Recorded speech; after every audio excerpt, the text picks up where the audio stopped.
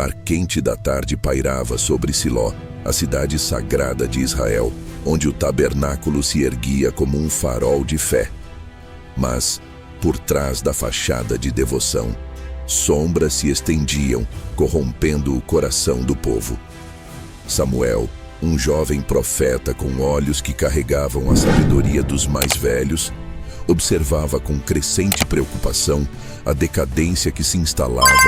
Os filhos de Eli, Hofni e Finéias, outrora destinados a servir como sacerdotes, agora profanavam o altar com sua ganância e desrespeito.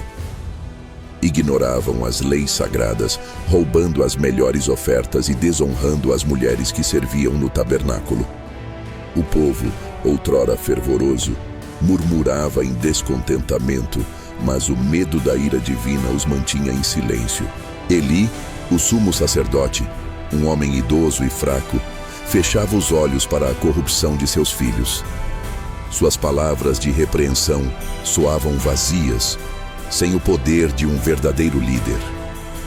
A sombra da decadência se espalhava, ameaçando consumir a fé de Israel. Samuel, com o coração pesado, sabia que a ira divina não tardaria a cair sobre o povo.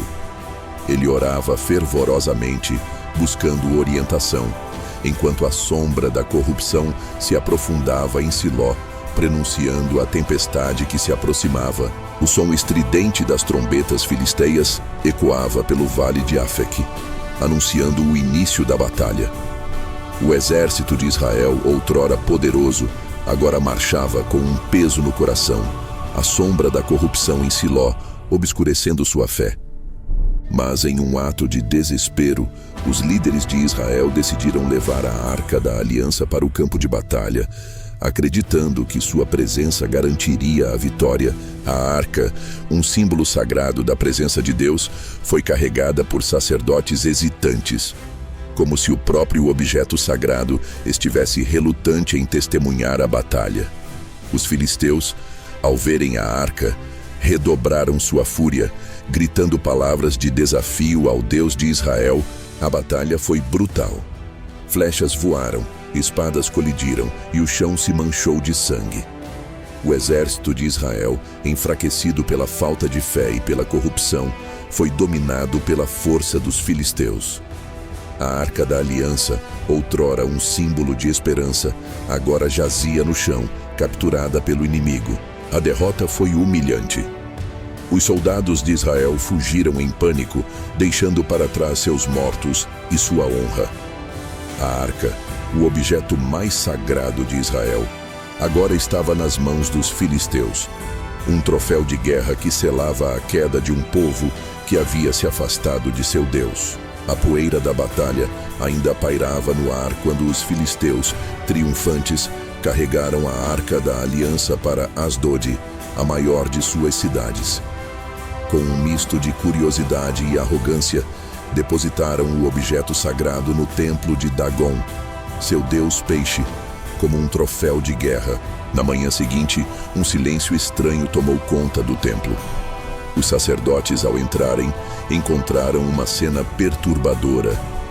A estátua de Dagon jazia tombada diante da arca, como se estivesse se curvando em submissão.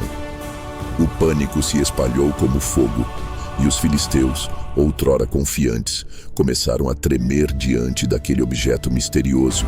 A notícia da humilhação de Dagon se espalhou rapidamente e o medo se intensificou. Os filisteus, antes orgulhosos de sua vitória, agora se viam diante de um poder que não compreendiam. Um poder que parecia emanar daquela arca dourada. A confiança se transformou em temor, e a arrogância em apreensão. O medo que se instalou em Asdod logo se espalhou para as cidades vizinhas. Os líderes filisteus, desesperados para se livrarem daquela arca que parecia amaldiçoada, decidiram transferi-la para Gate. Mas a praga os seguiu, como uma sombra implacável. Tumores dolorosos e febres devastadoras se espalharam pela cidade, ceifando vidas e semeando o pânico. A arca foi então levada para Ecrom, a última esperança dos filisteus. Mas a praga os alcançou novamente, com ainda mais fúria. O sofrimento se intensificou e o medo se transformou em terror. Abacuque, um guerreiro filisteu conhecido por sua força e ceticismo, começou a observar os eventos com crescente perplexidade. Ele via o terror nos olhos de seus companheiros, a agonia estampada em seus rostos, e ouvia os sussurros de um poder que não compreendia. Abacuque, um homem de guerra, nunca havia temido nada. Mas a Arca da Aliança o perturbava profundamente. Ele questionava a natureza daquele objeto, o poder que emanava dele e o impacto que tinha sobre seu povo. Ele se perguntava se aquilo era realmente a ira de um Deus, ou se havia outra explicação, algo que a mente humana ainda não conseguia conceber. O conselho dos líderes filisteus se reunia em Ecrom, a cidade mais atormentada pela praga. O medo e o desespero pairavam no ar, e a necessidade de uma solução urgente era palpável. Os sacerdotes e adivinhos, consultados em busca de respostas, chegaram a uma conclusão unânime. A Arca da Aliança deveria ser devolvida a Israel. A decisão foi tomada com relutância, mas a urgência da situação não deixava espaço para dúvidas. A praga se intensificava e a morte rondava a cidade, ceifando vidas sem piedade. Os filisteus, outrora orgulhosos de sua conquista, agora se viam à mercê de um poder que não compreendiam, um poder que os aterrorizava. A arca foi preparada para a viagem de volta em um carro de bois puxado por vacas que nunca haviam sido jungidas. A oferenda de reparação, composta por objetos de ouro que representavam os tumores e os ratos que assolavam suas cidades, foi colocada ao lado da arca, como um pedido de perdão ao Deus de Israel. A viagem de volta seria uma prova de fé, um teste para saber se o poder da arca era real ou apenas uma coincidência. O carro de bois, guiado pelas vacas que nunca haviam sido jungidas, avançava lentamente pela estrada poeirenta, carregando a Arca da Aliança de volta para Israel.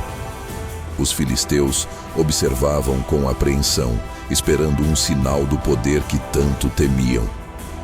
Quando o carro finalmente parou em Bet-Semes, a cidade inteira se reuniu para testemunhar o retorno do objeto sagrado. A alegria inicial logo se transformou em curiosidade mórbida. Alguns homens, tomados por um impulso incontrolável, decidiram espiar dentro da arca, desrespeitando a santidade do objeto. A tragédia se abateu sobre Bet-Semes como um raio. A ira divina se manifestou, e muitos daqueles que ousaram olhar dentro da arca caíram mortos no chão. O luto e o medo se espalharam pela cidade, substituindo a alegria inicial. Os sobreviventes, aterrorizados com o que haviam testemunhado, se perguntavam quem seria capaz de suportar a presença daquele Deus santo. A Arca da Aliança, outrora um símbolo de esperança, agora se tornara um objeto de terror, lembrando a todos da fragilidade da vida humana diante do poder divino. A notícia da tragédia em Bet-Semes se espalhou rapidamente, semeando o medo e a reverência por toda a terra de Israel.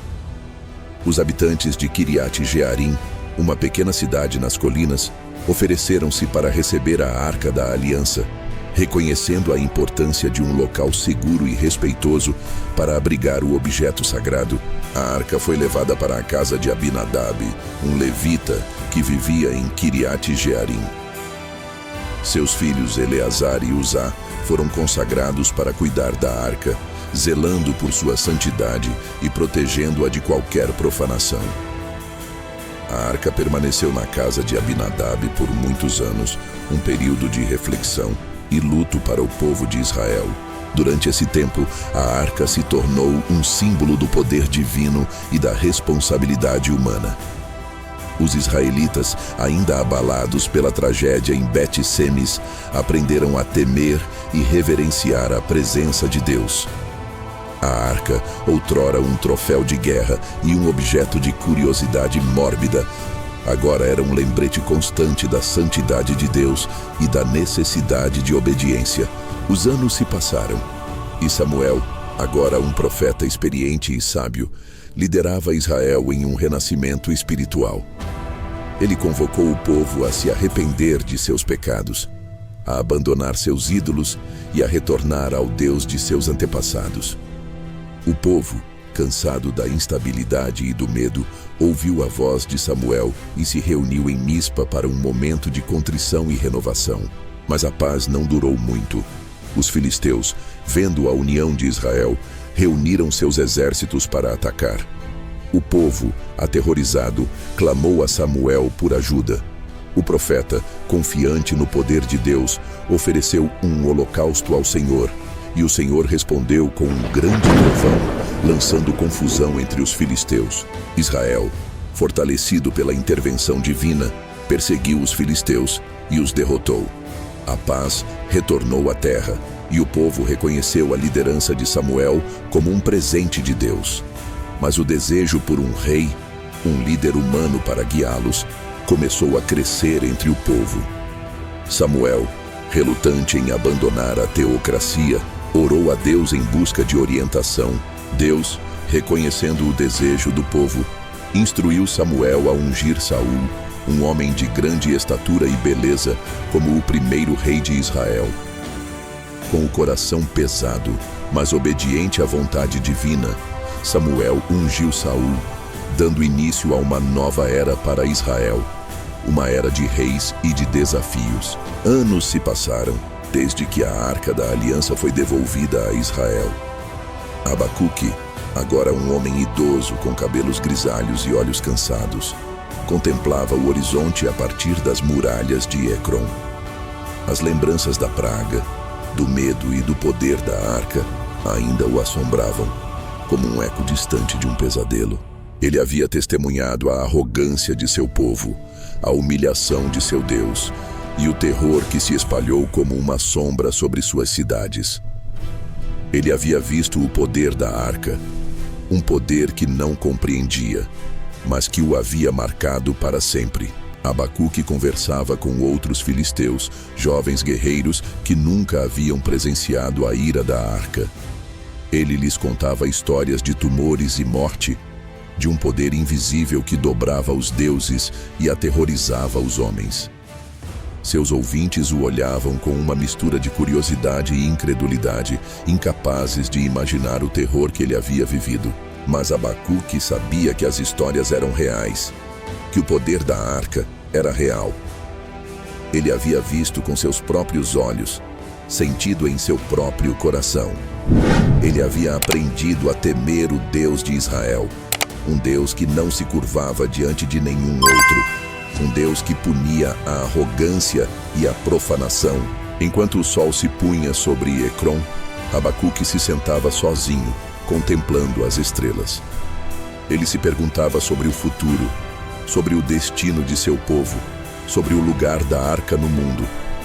Ele sabia que havia testemunhado algo extraordinário, algo que havia mudado sua vida para sempre.